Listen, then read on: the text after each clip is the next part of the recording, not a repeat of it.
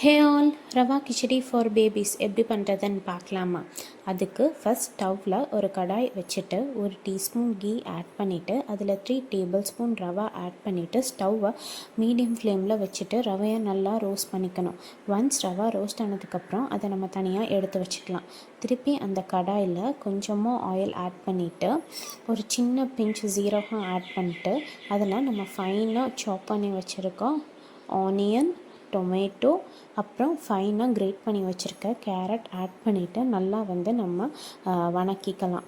நல்லா வணங்கினதுக்கப்புறம் ஒரு சின்ன பிஞ்ச் மஞ்சத்தூள் ஆட் பண்ணிக்கலாம். இப்போ இதில் 1.5 கிளாஸ் நம்ம வாட்டர் ஆட் பண்ணிவிட்டு வாட்டரை நல்லா பாயில் பண்ணணும். வாட்டர் நல்லா பாயில் ஆனதுக்கப்புறம் ஸ்டவ்வை மீடியம் ஃப்ளேமில் வச்சுட்டு நம்ம ரோஸ்ட் பண்ணி வச்சுருக்க ரவாயை கொஞ்சம் கொஞ்சமாக ஆட் பண்ணிவிட்டு மிக்ஸ் பண்ணிகிட்டே இருக்கணும். ஒன்ஸ் ரவா ஃபுல்லாக ஆட் பண்ணதுக்கப்புறம் நம்ம லம்ப் எதுவும் ஃபார்ம் ஆகாதபடி நல்லா கைவிடாமல் மிக்ஸ் பண்ணிகிட்டே இருக்கணும். ரவா 7 to 8 minutes நல்லா குக் ஆகணும். ரவா நல்லா திக் ஆகணும். இந்த மாதிரி கன்சிஸ்டன்சி வரப்போ நம்ம ஸ்டவ் ஆஃப் பண்ணிக்கலாம். அவ்வளோதான், rava kichadi is ready. Mild ஹாட்டில் பேபிஸ்க்கு நம்ம இதை சர்வ் பண்ணலாம்.